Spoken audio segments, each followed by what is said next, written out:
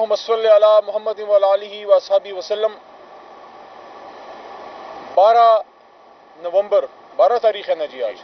12 نومبر 2024 Adiala jail سے آپ سے براہ راست میں اور میرے ساتھی دوست سارے وکلاء اور ہمارے باقی اہل و عیال اور احباب سارے سب کو سلام۔ عمران خان صاحب کی آج توشہ خانہ 2 کیس میں پھر آج تاریخ پڑی ہے، کل القادر کیس ہے، اور یہ بھی ایک عجیب بات ہے کہ کیس کا نام القادر کیس ہے لیکن میڈیا میں آپ سنتے ہیں 190 ملین پاؤنڈ کیس، کیونکہ وہ شرم آتی ہے القادر کا نام لیتے ہوئے، کیونکہ جب یہ القادر کا نام لیں گے تو پھر قوم پوچھے گی کہ القادر کیس کیا ہے، تو پھر ان کو بتانا پڑے گا کہ یہ جناب وزیر اعظم عمران خان صاحب پہ کیس اس بات کا ہے کہ آپ نے اپنے ملک کے غریب عوام کے لیے، ان کے غریب بچوں کے لیے مفت تعلیم کا انتظام کیوں کیا۔ یہ میرے خیال میں حالیہ سیاسی تاریخ میں دنیا میں واحد ایک مثال ہے کہ ایک محبوب وزیر اعظم ایک ملک کے چیف ایگزیکٹو کو اس بات پہ سزا دینے کی کوشش کی جا رہی ہے کہ آپ نے اپنے ملک کے بچوں کو مفت تعلیم، اور وہ بھی کون سی تعلیم؟ دین کی تعلیم۔ حضور صلی اللہ علیہ وآلہ وسلم، صحابہ کرام رضی اللہ عنہم اجمعین اور اہل بیت اور اسلامی تاریخ، ہمارے زعماء، ہمارے علماء اور اسلامی تاریخ کے سلف سالفین کے بارے میں، اور ہماری جو درخشندہ تاریخ تھی اس کے بارے میں ہمارے بچوں کو آگاہ کرنے کے لیے، صوفیزم سکھانے کے لیے، دین سکھانے کے لیے۔ اور صوفیزم کیا ہے؟ محبت ہے، پیس ہے، امن ہے۔ تو یہ آپ کیوں سکھا رہے ہیں اور پھر مفت کیوں سکھا رہے ہیں؟ تو کیس ہے عمران خان پہ القادر ٹرسٹ کیس کا، اور جہاں ٹرسٹ کا نام آتا ہے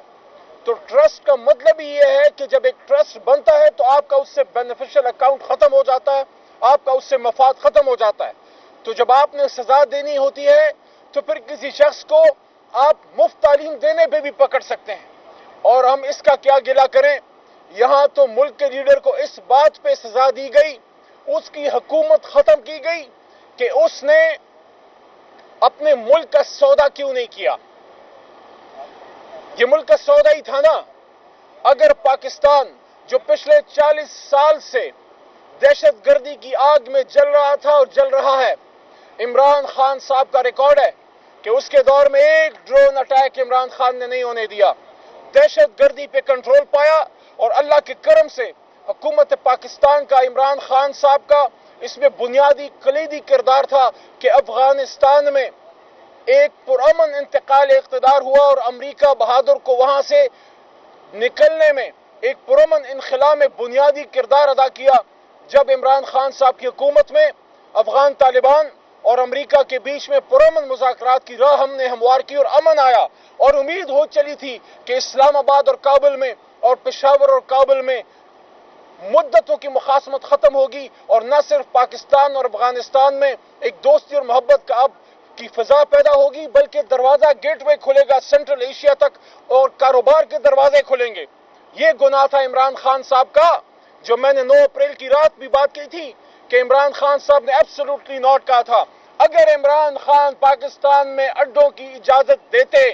آپ مجھے بتائیں کیا کابل سے آپ کے لیے پھول آتے؟ کیا وہاں سے آپ کے لیے پھولوں کے گلدستے آتے؟ تو اگر عمران خان نے امریکہ کو ایبسولوٹلی نوٹ کہا تھا، تو میں نے ہمیشہ یہ بات کی ہے کہ عمران خان صاحب کا امریکہ سے کوئی بنی گایا کی زمین پہ مقابلہ نہیں تھا، مخاصمت نہیں تھی۔ اور اگر عمران خان صاحب اس وقت کی جو بھی اسٹیبلشمنٹ تھی، جو ان کے نیچے آرمی چیف تھے، جو ان کے نیچے حساس ادارے تھے، سب سے صلاح مشورے کے بعد ایک اسٹریٹجک فیصلہ کیا اور روس کا دورہ کیا کہ ہمیں سستا تیل ملے، روس کے ساتھ تجارتی تعلقات بڑھیں، اور جس طرح ہمارے تعلقات، تجارتی تعلقات امریکہ سے ہیں، برطانیہ سے ہیں، برادر اسلامی ممالک سے ہیں، چائنا سے ہیں، تو وقت آ گیا تھا اور وقت اب بھی ہے کہ ہم روس سے بھی اپنا ایک دوستانہ تعلق بڑھائیں، تاکہ وہاں سے آپ کو بزنس اپرچونٹیز کریٹ ہوں، سستا تیل ملے، آپ کو اسٹریٹجک ڈیولپمنٹ میں، ملٹری اکوپمنٹ میں سہولت ملے، آپ کو گندم ملے سستی۔ اگر عمران خان، آپ مجھے بتائیں، میں پاکستانی قوم سے پوچھ رہا ہوں، اگر روس سے سستا تیل لا پاتے اس وقت، تو کیا انہوں نے میاں والی میں کوئی پیٹرول پمپ لگانا تھا اس پیٹرول سے؟ کیا انہوں نے اپنے کسی بھانجے بتیجے کو پیٹرول کا ٹھیکہ دینا تھا؟ نہیں، انہوں نے پاکستان کے لیے سستے تیل کا سودا کرنے جا رہے تھے تاکہ یہاں قیمتیں کم ہو، مہنگائی میں کنٹرول ہو۔ اور جب عمران خان امریکہ گیا اور وہاں پہ یونائٹڈ نیشنز میں کھڑے ہو کے حرمت رسول صلی اللہ علیہ وآلہ وسلم کا مقدمہ دنیا اقوام عالم کے سامنے رکھا اور ان کو بتایا کہ جب حضور صلی اللہ علیہ وآلہ وسلم کی شان میں گستاخی آپ کے ممالک میں ہوتی ہے تو ہمیں تکلیف کیوں ہوتی ہے، انہوں نے ان سے انگیج کیا، ان کو بتایا کہ حضور صلی اللہ علیہ وآلہ وسلم ہمارے امت کے دلوں میں رہتے ہیں، ہمیں اپنے جان مال اپنے بچوں اہل احباب سب سے پیارے ہیں، ان کو سمجھ آ گئی۔ اور اسی لیے پھر 15 مارچ کو عالمی اینٹی اسلاموفوبیا ڈے اقوام متحدہ سے منظور کرا کے آئے اور دنیا سے انگیج کیا کہ اسلام امن کا مذہب ہے، اور وہاں پہ کھڑے ہو کے حرمت کی بات کی صلی اللہ علیہ وسلم کی، اور ختم نبوت کی بات کی، اور فلسطین کی بات کی، اور اسرائیل کے خلاف مضبوط سٹینڈ لیا۔ بلکہ ایک موقع تو ایسا بھی آیا کہ اسرائیل کا وزیر اعظم ایک پروگرام میں انٹر ہوتا ہے، پوری دنیا کی لیڈرشپ اس کے لیے کھڑی ہوتی ہے، ایک مرد بحران،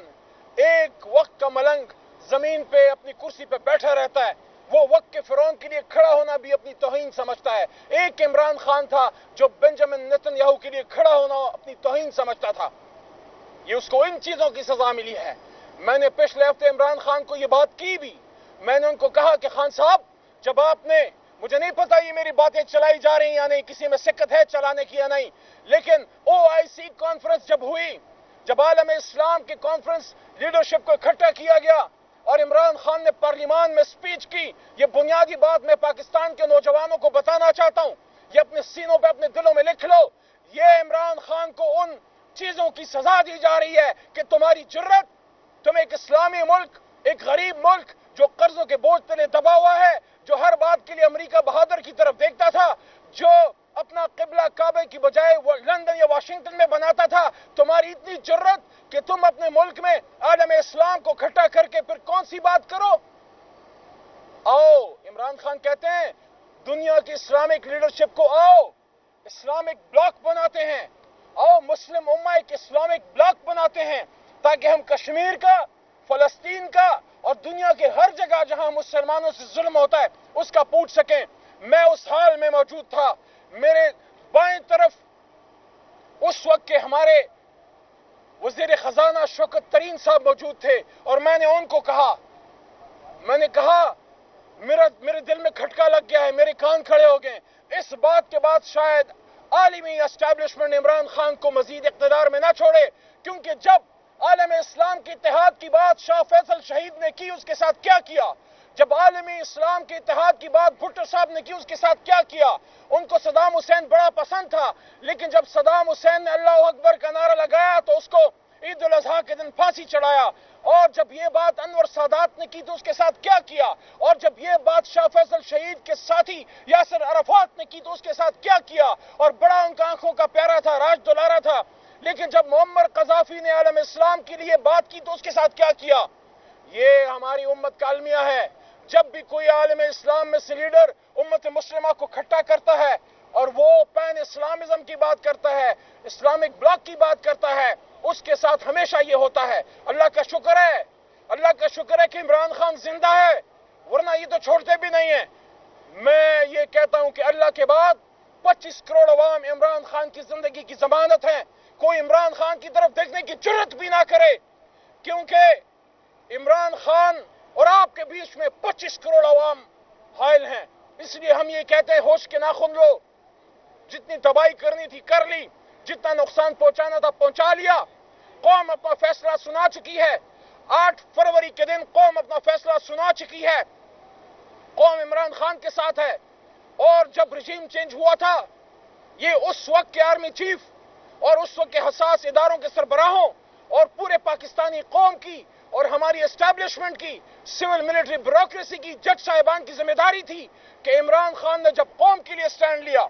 عمران خان نے جب پاکستان کے لیے کہا کہ ایبسولوٹلی ناٹ، تو ان کو سب کو اپنے وزیر اعظم، عمران خان نہیں، وزیر اعظم پاکستان کے ہاتھ مضبوط کرنے چاہیے تھے، نہ کہ ڈونلڈ لو کی ایما پہ عمران خان کے اقتدار میں پیٹھ سے پیچھے سے خنجر جو ہے وہ گھونپ دیا گیا۔ اس لیے تو کہتے ہیں کہ طاق میں دشمن بھی تھا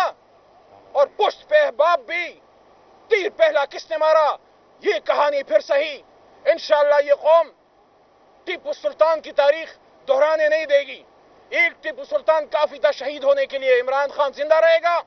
باہر نکلے گا اور 25 کروڑ عوام کی لیڈرشپ کرے گا۔ اور یہ بات عمران خان کی طرف سے کہنا چاہتا ہوں آپ کو، عمران خان کوئی انتقامی سیاست پہ بلیو نہیں کرتا۔ عمران خان جب باہر نکلے گا، جب وزیر اعظم پاکستان بنے گا، وہ سیاسی انتقام نہیں لے گا، وہ لوگوں کو اپنے انتقام جیلوں میں کبھی نہیں ڈالے گا۔ ہاں، جس نے غلط کیا ہے عدالتوں میں اپنا جواب ضرور دے، لیکن عمران خان کی لڑائی غربت سے ہے، بے روزگاری سے ہے، ظلم سے ہے، عالمی استعمار سے ہے، پاکستان کے دشمنوں سے ہے۔ اس لیے اگر کسی کو یہ ڈر ہے کہ عمران خان باہر نکل کے ہمیں کوئی خدا نخواستہ کال کوٹلی میں ڈالے گا، عمران خان تم جیسا چھوٹا آدمی نہیں ہے۔ عمران خان ایک سوچ کا نام ہے، عمران خان ایک جدوجہد کا نام ہے، وہ پاکستان سے محبت کرنے والا شخص ہے۔ اور آخری بات، پچھلی ملاقات میں جب عمران خان صاحب سے میری ملاقات ہوئی، میں نے کہا خان صاحب یہ نقصان آپ کا نہیں ہے، آپ نے تو زندگی میں جو اچیو کرنا تھا اس سے زیادہ آپ نے دیکھ لیا، آپ کو تو جو عزت اور محبت ملی ہے اس سے آپ سوچ بھی نہیں سکتے تھے۔ یہ نقصان پاکستان کا کر رہے ہیں، یہ نقصان پاکستان کا اس لیے کر رہے ہیں کہ قوم سے جب لیڈر کو دور کیا جاتا ہے، قوم سے جب لیڈر کو دور کیا جاتا ہے، ایسے جیسے بچوں کو باپ سے دور کیا جائے۔ بے شمار سرکاری افسران ہر سال اپنے اداروں سے نکلتے ہیں، سول جو آپ کی بیوروکریسی ہے CSS کر کے بہت سے افسران نکلتے ہیں،